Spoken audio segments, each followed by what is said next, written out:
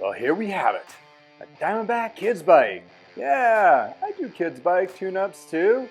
You know, it's not very often that you'll take a bike to your bike shop for a kids tune-up, but they need a little help here and there. And hey, guess what? If your kid's happy riding, they're out of your hair most of the day out playing, that's a win-win if you ask me. But let's review this little Diamondback and see what, it's a newer model, so we're going to review what we've seen from the original build and things that kind of just get overlooked on kids bikes, because bike shops and corporate stores, they just kind of pump these things out.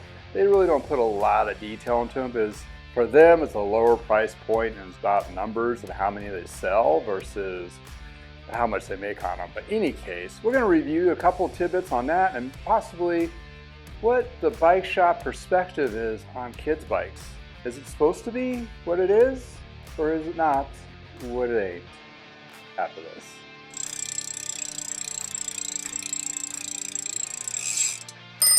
Welcome to I Know a Guy Bicycles, hanging out with the guy. Hi, I'm Justin the Guy. Obviously I have a garage shop. Take scary out of used, one bike at a time. If you want to be kept up to date on latest projects and topics, please like and subscribe. Hey, we're talking about kids bikes. Well, welcome back to I Know a Guy Bicycles, hanging out with the guy. This old bike series, well, not so old. This is actually a fairly new bike within the last year or two. But in any case, we're going to be reviewing this particular kids bike. And this is, what is this? Like a 22, 24-inch wheel. I've been in the industry for a long time. 24-inch wheel bike's been around for a long time.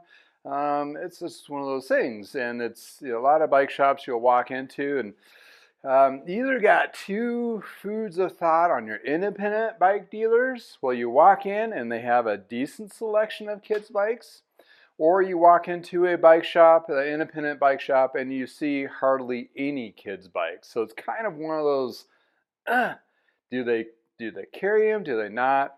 Well, unfortunately, the price points on a lot of these guys are still pretty steep for new, which puts, I would say, about 90% of the people that are buying kids bikes straight into Walmart, or maybe a little better, going to like Dick's Sporting Goods or REI and that kind of thing, where the price is a little bit cheaper than some of the independent bike dealers. But when you look at the Trek stores that are corporate owned and specialized stores that are corporate owned, those little boogers are incredibly expensive, and some of them, like dumbfounded least, I think is kind of downright stupid. Reason being, I don't know, a Strider bike, the one without the pedals or any of the junk, it's just the seat and two wheels and they scoot along. I think Specialized came out with a full carbon, kind of a cool novelty thing, but when it retails for $1,400 or something like that, ridiculous. I mean, come on.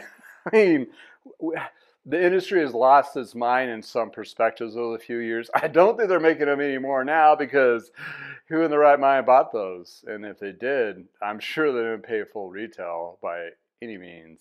Any case, yes, we're looking at, this is a tune-up. This customer brought in basically his whole family's worth of bikes, which is awesome. That's what bike shops like me and people that work on bikes love, those kind of customers. Like, okay, it's time for our annual check over safety, that kind of thing, and it's great. It's awesome.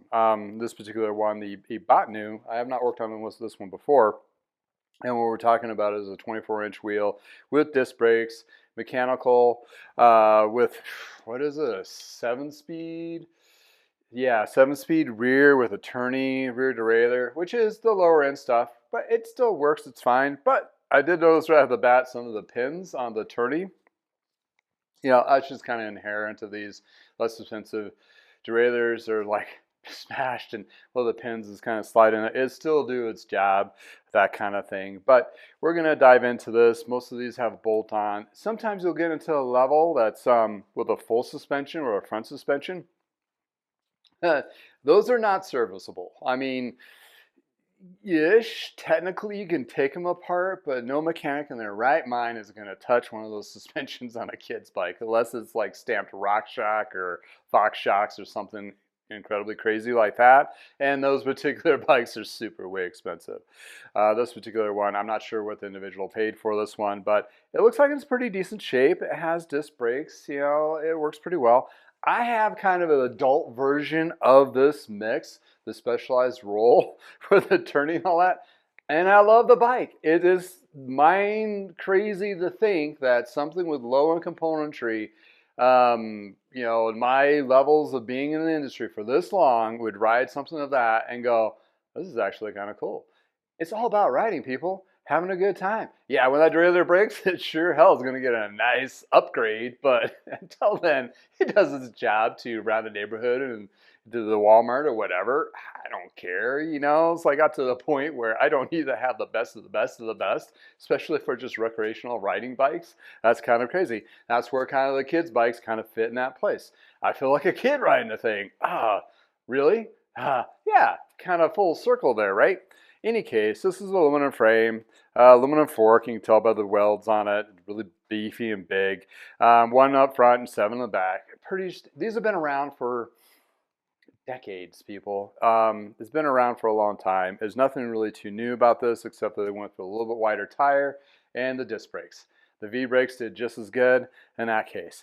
So if you're looking for a kid's bike and you're like, you know, I don't know if I want to spend $500, you don't. You can probably pick up a used one of something similar to this, and I have for my own daughter. I'm not going to buy the new for that. Ridiculous. But in any case, for my perspective of used, I've bought used also my neighbor's kids. I mean, this gentleman has 3 daughters, and I feel for him. He's like, okay, let's get you some bikes. So I was able to find pretty much a used bike from 50 to 75 bucks ish, around there, and I was able to just do kind of a quick power tune up, which is kind of lower end. It's not a lot to these, so it's not like a lot of technical savviness that you need to do, and there's a little more kind of it shifts and stops and be safe. That's all you're really looking for in a kid's bike. And I was able to run through those fairly quickly, which we're going to do that to this one here. And they're out the door riding the bikes. I see them all the time, zipping across. And honestly, the tune-up that I did to them was over a year ago, and they have not yet. I mean, they're more than welcome to come buzz by my house and go, hey, I need this brake adjusted or whatever. I haven't had an issue at all. So they're pretty rock solid once they're gone through and make sure they're safe. Yes, kids are hard on bikes. People are hard on bikes. So it's not just the kids. But, you know, in this particular situation, we can, you know, you can get them a good bike used and, you know, hopefully less scratch and so forth. Get a new saddle, some grips, some new rubber on there, get a tune-up on it, and you're still going to be way below about half of what the new, if not less, and actually have a nicer bike than you would get at the department store brands. And the department store brands are okay and so forth. I would still recommend have a professional mechanic run through those to make sure everything is adjusted and thrown together, because they just basically have stock boys put those together. You know, REI, a little bit better quality mechanics. Dick's Sporting Goods the same. They've gone through some training. Not sure what the world of Walmart and Targets are with their training for putting bikes together. Probably not so much. But in any case, you want to have them double checked. It's really a good thing.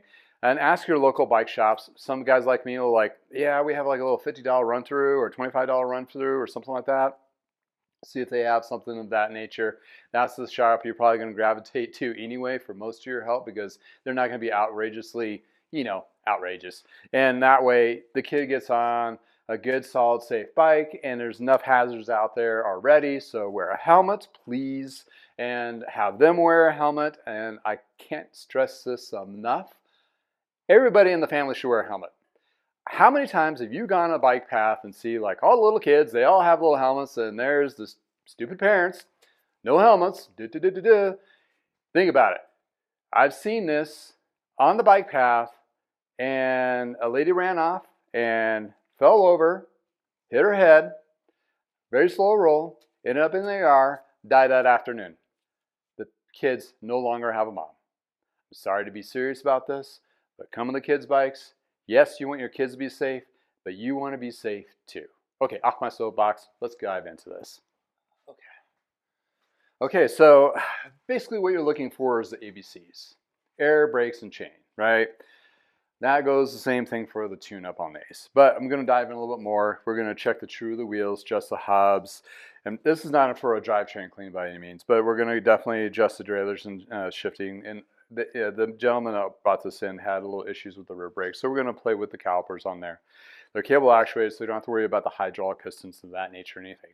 But we're definitely going to go through a couple things here. The bolt-ons typically are a 15 millimeter. A lot of, it's still standard to have metrics for all the bike parts. Just here in the US, we get really weird. But it's still a metric bike here in the States, so all my bike mechanics know the metric system way well. So we're going to take this, and when you put this in the truing stand, we true the rim and make sure it's straight, even though it's a disc. Then we take it to the rotor and double check that. And first we're going to feel the hub, and we want it to be smooth but with no play. And this actually feels really good. So that's actually a promising sign, because most of the time when I pop these off, it's like either grindy, even when they're this new, like, or they're just like a slop and not play. You don't want either, of course. You want it to be smooth, but not loose. And yeah, that's, looks pretty good. So we'll definitely clean the brake pads too on these. They are removable. So we're going to take a look at this in a minute. Same thing for rear. We'll take a look at that. With all bikes, you want to drop that derailleur into the small cog there. That way, it's a little bit easier. And with bolts, you can just release one side and the other just a little bit, just a small smidgen. Because if one's still tight and the other one's completely loose, you'll have a problem sometimes with that bolt sliding in there, and then it won't come off completely. And this guy does have a replaceable derailleur hanger, which is kind of cool, and the disc as well. And this one, little tight. And these free hub bodies, those guys, this is a free wheel, so you need to put a tool inside here which releases the free wheel to be able to do that, and need to do that to adjust that hub. That's where a lot of shops skip. They just adjust it without, or they just leave it in there. And in this particular case, they probably adjusted the front because it was already loose in the box when it was brand new. The rear's already mounted. I would say about 9 times out of 10, they don't pop that rear wheel off to check it. They just go with the flow, which is not good when you're working on a bike. Okay, what are we talking about here? Well, you got to take the 15 millimeter nuts off. Yeah, I said nuts off, but anyway, and they do have spacers, so keep track of those. If you have a spacer missing, go get one. That just keeps the bolt engaged and make sure it doesn't slide on you. Safety thing, right? Okay, so this has a freewheel. These are old school freewheels, and we will have a freewheel tool that fits right inside there. Most shops, you really can't do it with a crescent wrench. You got to have a vise to hold the tool in place. Reason being is you'll see here, got to get into it. Ugh, well, that one was very tight. Usually they're a bugger. It's a newer bike, so it's not nearly as bad. So in this case, that's how you get to that adjustable. Basically, there's a cone and a lock nut, and that's how you adjust it. You can adjust it from either side. This one actually has a spacer here. Oh, we'll make sure we put that back on. Typically, I take those off on bikes, the little dumb plates, cowpie plates. But for kids, though, they smack in the crap, and before you know it, there's issue. Is that blood? No, it was dirt. Okay. Whatever. So this is basically a rubber seal on here, and you just want to get underneath it and pop that free. And these are all various different types. This one's a big solid chunk of rubber, as you can see there. Set that aside. Now I can access that. And since this one, there's a rotor kind of in the way, I'm going to make sure one side is fixed. In other words, I'm going to tighten it down. And this is kind of fun because I get to use some tools that I used to use a lot in the 90s, because a lot of bikes were just like this. Open box wrenches. I bought the fancy set thinking it'd be kind of fun to have the ratcheting ones. I probably use them once a month versus everything else. So on these guys, if you're a home shop, you don't need to invest in this fancy. It's nice to have, but not necessary. Even just the Craftsman ones, as long as they're metric, that kind of thing. So what I'm doing is getting this cone wrench in there. I'm going to tighten it out and make sure that one side is fixed. In other words, it's tight. Then I'm going to use the opposite side to do the adjustment. So you get it in there, release it, then you put that wrench on the other side, then you back off the cone just a hair, not even a quarter of a turn, a hair at a time, and then you check it, and you do it multiple times if you need to. When you try to find is where I lucked out right now, right off the bat, I got it to be smooth, so I don't feel the bearings rolling in there, but it's not loose. So in that case, so 101 on this, you got a cone like this, these guys that the ball bearings roll on, loose ball bearings. You can take it apart, and this one's new. You can kind of see it's all clean and shiny, so it's still new. Reason why I know this wasn't professionally done by a mechanic is there'd be some nice little grease on the back side here.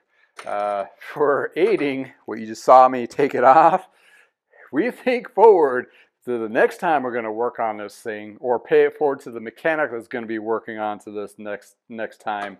If you have a little bit of grease on those threads, it's going to save you a lot. Also, I like to put a layer of grease over this little seal area to prevent any kind of water and contaminants getting inside of the bearing areas on these guys. So it's really just, you know, all the free wheel portion of it's built into that free hub, like so. So we're not done yet. Obviously, we want to true this up, and sometimes we won't want to put everything back together until we're done truing. Here's the tricky bit on, like axles and cones, and all this is kind of loose instead of press fit bearings and so forth. Sometimes there's a little bit of a flex inside this mechanism here. When you clamp it back onto the bike, it tightens up just a smidgen. So you could technically have a little bit of play in this, but when you put it all back together, it tightens up that gap. Usually I don't like to go that. And what I'm talking about is bikes that are made in the 70s that I came across and worked on, and some in the 80s will have that. It's kind of like their thing back then. The newer stuff, not so much. But just a side note of weirdness, and I just aged myself. Man, again, stop doing that. All right, so let's getting on to just truing up a couple of these wheels.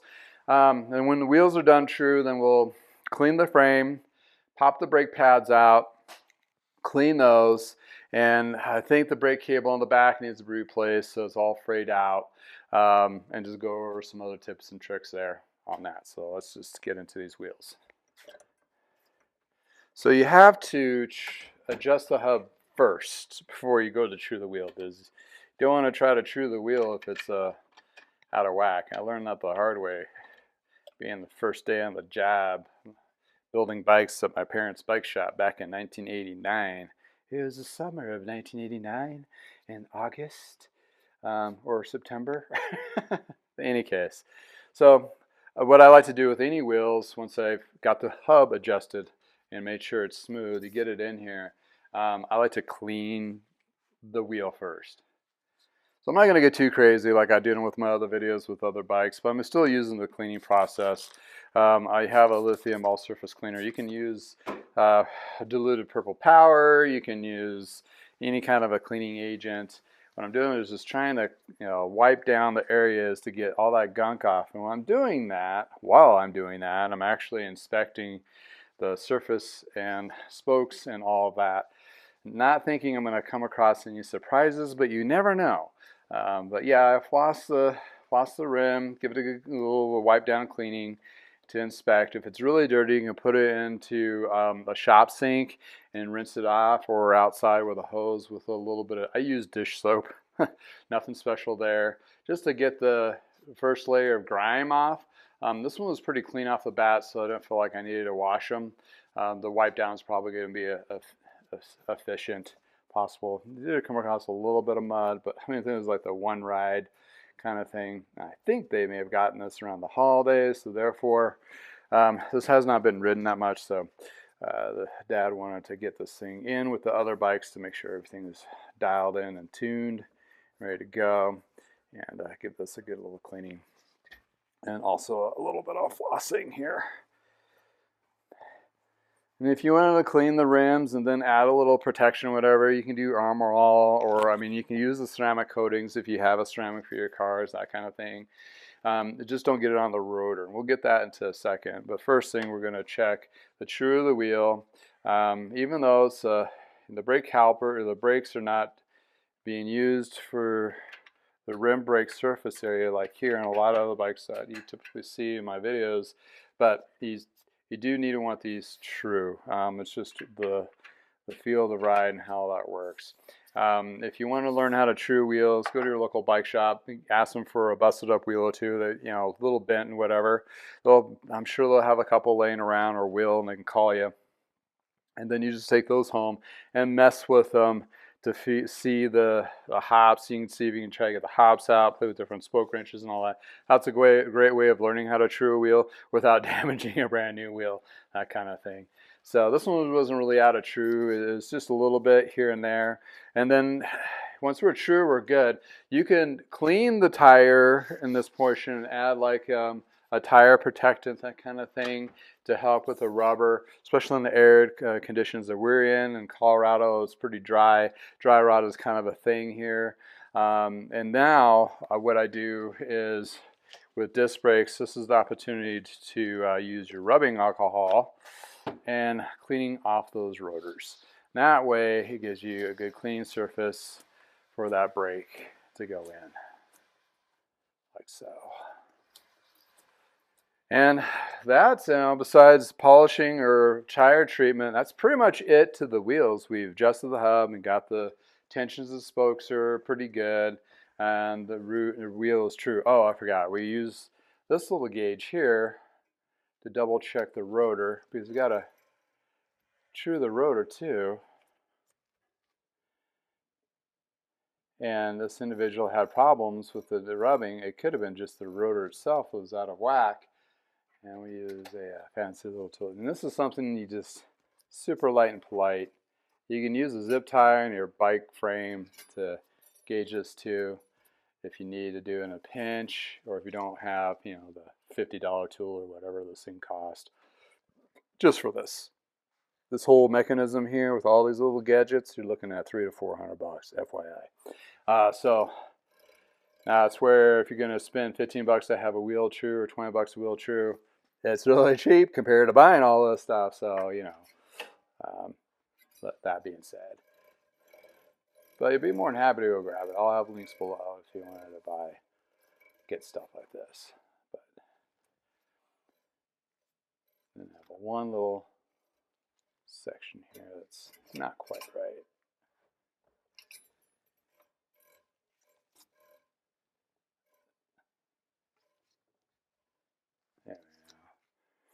And you gotta, and again, same thing with the rotors. You just have to, years of playing, right? Okay, so that is pretty good. I mean, you got tolerances. You want to be within that tolerance. If they get too out of whack, you have to replace the rotor. And so only so much of tweaking you can do it. So that's the rear. We're gonna do the front real quick, and then we'll throw this back together, and we'll proceed to the frame. Alrighty, so got the front one trued up. Cleaned the rotor as well. Rotor was basically dead on, but the front wheel had a little twist to it, so a little more challenging on the truing part of it, but nonetheless, it's all ready to go. All right, how do we reassemble it? Well, we want to put the plastic thingy back on there, and also the rubber gasket for the other side of that rear hub, right? But we take some grease. You can take bearing grease, basically, what shops use. And I like to put it on the threads of the free hub or the freewheel, as well as coating that inserted portion. So what that does is gives it an added protection for a water barrier, basically. And it has, grease on the outside to push it through. So that's kind of how that works, and it makes it easier for the next mechanic to take that off. Is basically this tightens as it pedals forward, right? So we want to do that. So put the plastic pie plate on there. And this is the very technical part. That's it. You just spin it until it locks and engages, like so. It'll keep tightening when it gets pedaled with a torque with the free hub. So there's that. And then we want to put the rubber gasket back over top of those bearings. Make sure they are not exposed. And we put our spacers and our 15 millimeter nuts back on there. And looking at the scarring of that nut right there, whoever installed it, which I don't think it was from the factory, maybe it was from the factory, he used like a cone wrench, because that's the only thing that's that skinny, that cut into the nut like that. And so these nuts, they have a lock washer built into them, but they put a washer on them too. And if you're installing like a flag or anything that does accessories that goes onto the bolt-on, this would be the time to do it, like so. So, all right, our wheels are pretty much ready. Let's take a look at the frame and take a look. This is the opportunity we're going to work on those brake pads and replace the cable or anything. And also, this is a good way to get the frame all cleaned up and so forth. So let's take a closer look. Okay, this guy has a frayed rear cable. This portion here. So what we're going to do is, I think we can save it. We're just going to cut off all this excess. And that way, if it was frayed up in this area, I would definitely replace it. But it's down here, and this is extra, and what got caught in the wheel or whatever while riding. So, and these don't need to be very long anyway. So if I cut that, get those potential metal splinters out of the way. Now I can put a nice little cap on there, cable in, and we're good to go. So that's a save on time there, and save on customer. Some bike shops would replace that because, but you don't want to do that with hydraulic, but with cable actuated, these are not going anywhere. So what we're going to do though is pop this off and take them out and clean them. These are disc brakes. So if you have squeaking disc brakes, or they're making weird noises, or you just want general maintenance, this is what you do. There's a bolt. Sometimes it's a pin. Several different types out there. Look up the type. This is probably a Tektro or some kind of a knockoff brand. And don't lose the. I'm just at a weird angle right now. There you go. Smarter, not harder, right? And then these guys sit. Most of them will just slide downwards. This is 3 pieces. It's like a little spring in there, bent over piece of metal, and that's basically comprises of your disc brake pads. And there's a little hole there that you want to line up that screw when you put it back in there. But we're going to take this out, clean them, and then reinstall. I'll show you that here next. Okay, here we have it, our rear and our fronts. I like to keep these the same, with other brake pads and so forth. You can switch out the front to rear to give equal wear. I don't like to do that with disc brakes. My thought is, because especially with hydraulics, because those pistons are designed for that particular piston, you'll have to reset those to do this. If you flip it out, because the front brake pads will have more meat on them than the rear, then you have to reset it. And that can give you, if you're not knowing what you're doing, that's going to put you down a rabbit hole. It's better like, well, if I need to replace it, I'll just replace it. And or you can, but you got to reset those pistons and make sure they recaliper correctly. As a mechanic, you can do that, not a problem. These look like they have very minimal wear. So what I like to do is 2 things. Low abrasive sandpaper, kind of clean off the gunk.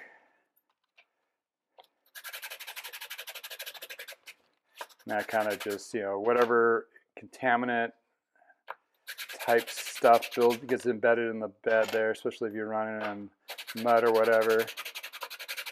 It kind of just gives it a good cleaning flat surface. So there's that. And the second bit is rubbing alcohol. And this basically cleans the pad. And what you can do, this is a pretty common practice. I don't suggest doing this because, you know, people and flammables don't get along, but a lot of us in the shop will find a safe place, find your safe place and your safe word, and then we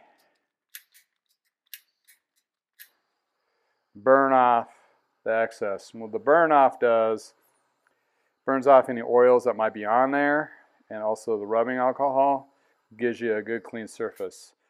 So problematic, you can catch your house on fire when you do that, so don't do that. No. And second, you burn yourself, which might be worse. No, not knowing what you're doing. So if you feel comfortable doing it, do it. But if you don't, I recommend not. But that's how it's done in the shop. And then, you know, I'm using obviously pliers while they're cooling before I touch them. Still keeping them as front and rear. So that's basically the cleaning process. The second process is on the caliper itself. So while those are chilling, literally cooling off, I take that towel or clean one. And then this is when you use rubbing alcohol to clean the caliper and get on the inside.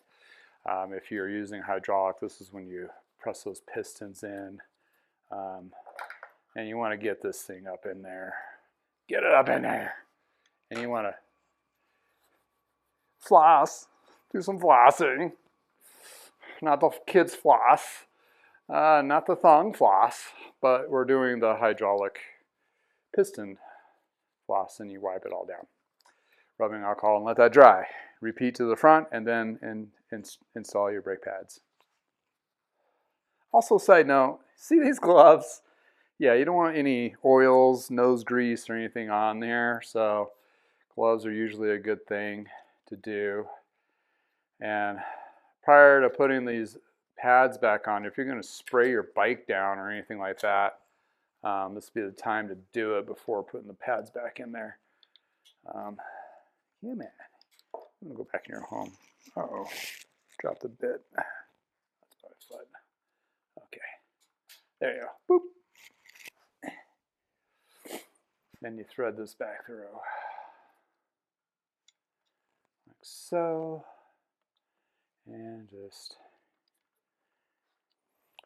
So you'll have this urge of pressing the brake with hydraulics. Don't do that. You need the rotor in there to stop it. But for cable actuated ones, it's fine because it's only one side. Usually it's moving over to fancier ones that have a dual piston. The adjuster is on this side here, so you use the Allen, not this size, but an Allen to adjust that back and forth to get that closer one.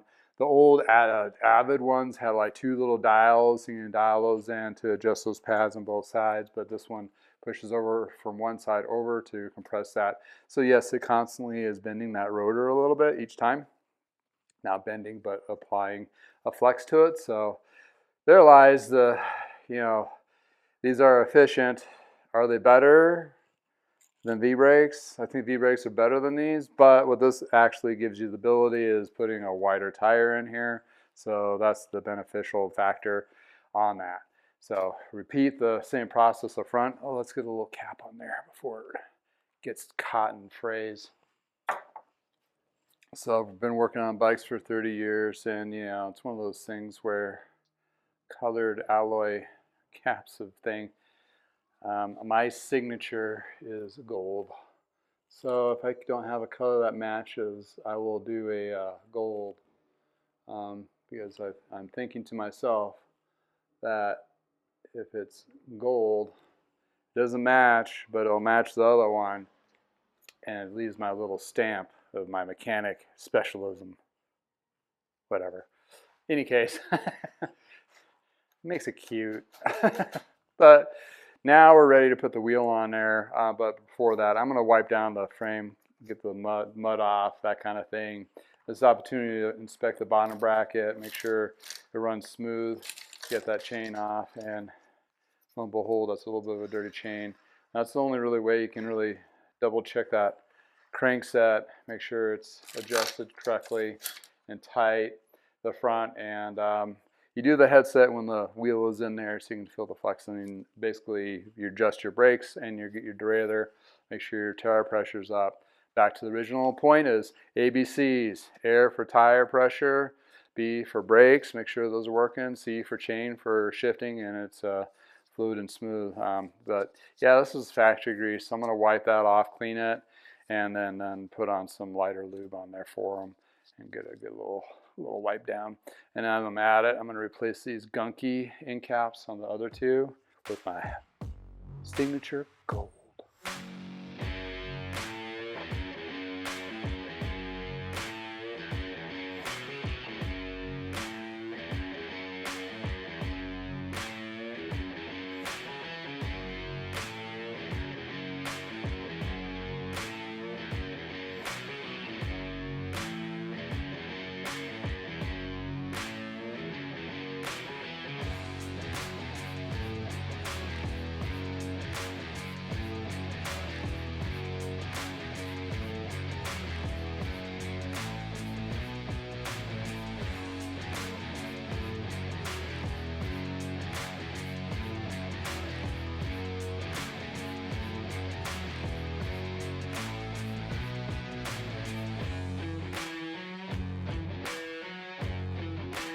You just saw me do the front brake pads, clean the frame, inspecting, double check the tightness and make sure it's smooth, bottom bracket, and also the crank arm bolts, make sure those cranks still loosen up. They're actually pretty tight.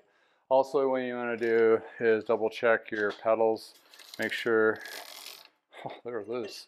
Pedaling backwards is the tighten. You want these tight pretty good. Reason being is they'll loosen up while you're riding, and if they loosen up while you're riding, bam, you're crashing. Hopefully you have your helmet on. So yeah, now we're just going to throw the wheels back on. And again, we use the 15 millimeter to do the bolts. You want those spacers to be on the outside of the fork or the dropouts on both front and rear.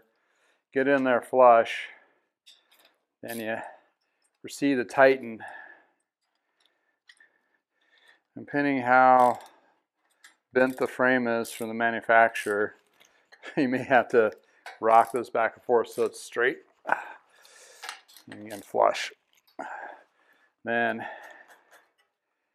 you adjust the brakes. It feels pretty good. And the kids' brakes, you want these to have a little bit of give, knowing that they don't have big hands yet. So you want to have like about halfway engagement till it locks up. That gives them the full range to work with. A lot of pros like that too anyway, because they can hold on to it while they're riding bumpy roads and they're not going to pitch themselves over the bars. But yeah, that's where you want to, professionalism, do that. There's also a little limit screw here too. You can engage in to bring in the lock portion or the resting portion of the brake lever in further for smaller hands. So that's what that little bolt is for right there. So heads up on that guy. Let's do the rear. We put it onto the small cog. We know what cog that needs to go on. Come back up, then you roll it in there. Eyeballing your rotor right off the bat.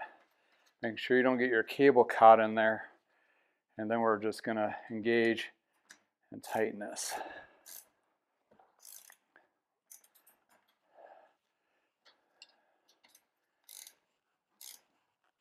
So if this gets ajar, it'll mess up your brake. And to adjust the brakes, the front one didn't need it, but the rear one does. To get that caliper to center, there's these two bolts here which are loose, and you kind of eyeball the caliper between the rotor. So it's right in the middle. That's how you kind of adjust these, or you can press the brake on hydraulics, not on this, because it pushes the rotor over. So you have to do this as an eyeball, or you can put a business card on the inside and compress it and tighten it down at the same time. We'll see if I can get this. There's a pretty big gap in there, so I think we'll... What? That's not the brake. It's the kickstand.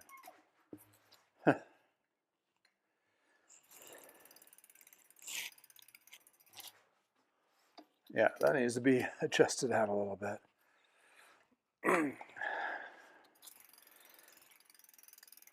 So a wider tire with a skinny, I don't know if there's a fix for that.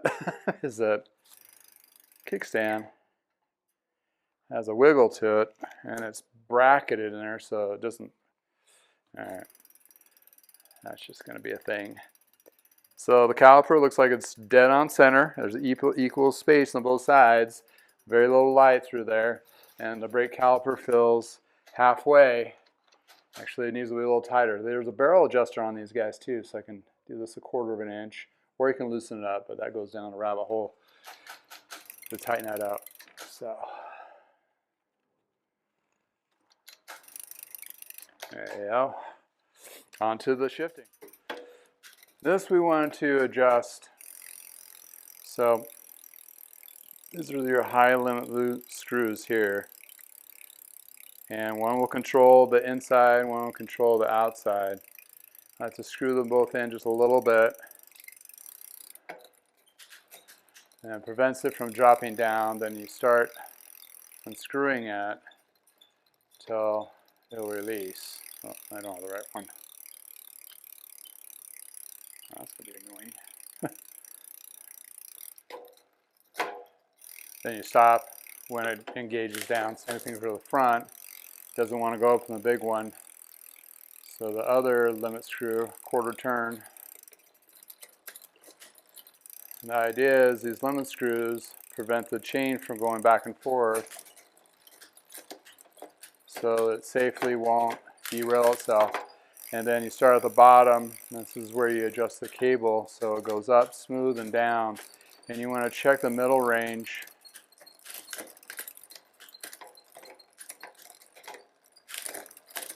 Like so.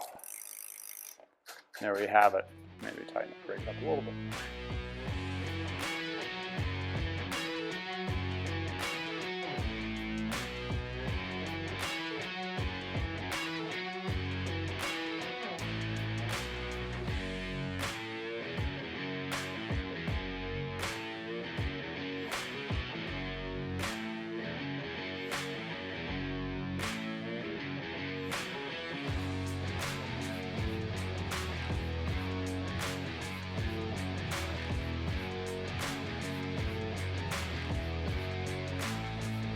Alrighty, so we're pretty much done. We got the shifting and the braking working. Now I'm just going to lube the chain, aim for the middle, use a little bit of light lube, rotate it 3 times backwards, and then you run through the gears. Each gear you get a little bit of coating of that lube on there. Stop that, and then take your rag and you wipe off the excess. So you get all that black stuff off of there. I know waxing chains have become a big thing in the higher end professional, but personally, I've waxed my kids' chains, and yeah, that prevents any extra grease getting on their legs or what have you, so that's an added bonus, but in this case, you wipe off as much as the excess you can, because the grease is penetrated to the rollers where you need it. Doesn't need to be on the outside plates of the chain itself. So therefore we have that. Another little note is you can wipe this down. You can use like Armor All. You can put ceramic coatings, car wax, whatever you want to put on there if you want to protect it. You can also use the ceramic, layering system you do on your cars. All those kind of things too, to protect the paint from all of that. Kids bikes, why would you do that? I don't know, if you want to get the most value out of it when you bought it used, to sell it used, that might be an opportunity to keep it clean. Also, it helps shed all that dirt and mud off too when you rinse it off as well. That's another thing you can do too. I did notice saying to take note is you want to make sure that all the other bolts are tight on this guy. So the C-clamp, you want to make sure it's tight. We'll do that when it's on the ground, but well, that was loose. And there's one missing. Okay, yeah, I'm gonna go find myself a stem bolt. The reason why it's missing is they're loose. It's a huge safety thing there. Yeah, and this stem bolt here, these are not that tight either. So I'll be finding an extra bolt for that guy. And this is, professional mechanic will just check all the, it's part of our checklist is checking all the bolts on the bike, making sure they're all tight, and I'll get the C-clamp there when it's down on the ground. But yeah, that's concerning, interesting enough. And yeah, and with the polishes, I mean, I got a simple, easy ceramic, one-step ceramic here. You can get this at Walmart. You use your fancier ones you want to. And this is just an easy 1-ply. Just put it on a applicator pad and just go to town. Don't get it on your rotors or on your componentry. I mean, like on the chain and stuff. But you definitely can get on the frame. This will give added protection. Nice little polish. Could have done this with the wheels off too, but you can do it while, just need to floss it. Do some flossing to get into the areas that you've done this. Bike polishes have been around for decades, but this is a little bit higher grade. It's going to add a little better protection, that kind of thing, and get it to higher standards. Oh yeah, and one thing I noticed on this guy, this grip, it's loose. How do we take care of that? Oh, I just blew the glove. Crazy, believe it or not. Some people can use WD-40. They're gonna go there. I like using rubbing alcohol.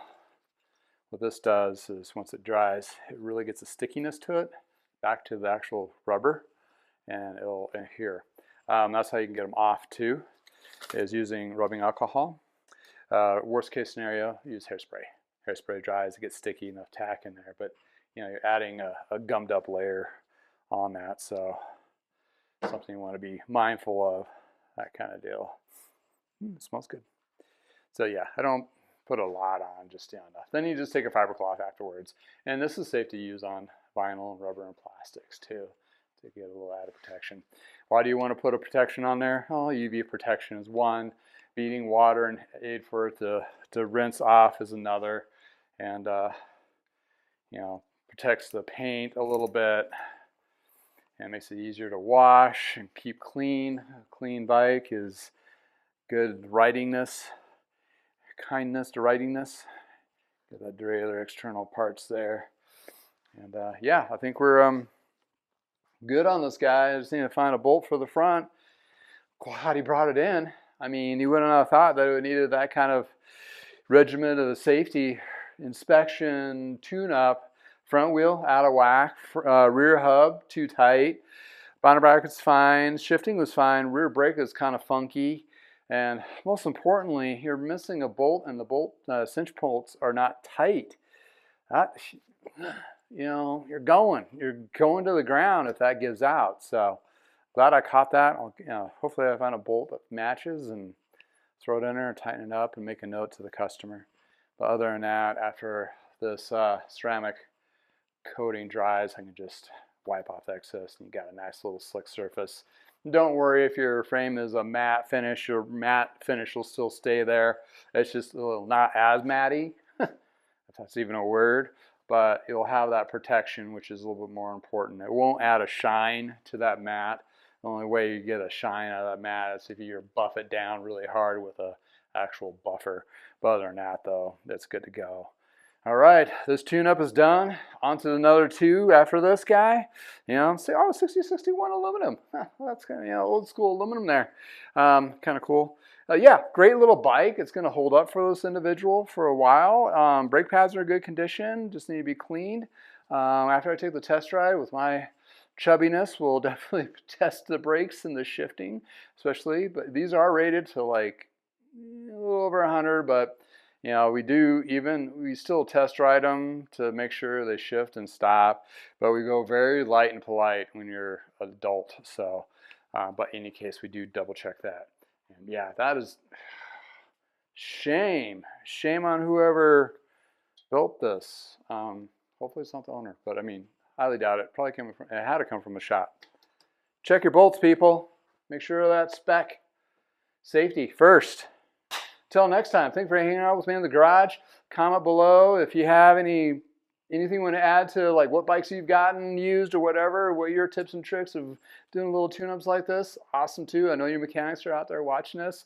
In addition to, you know, I have other stuff in the description for, you know, tools and stuff that I use as well.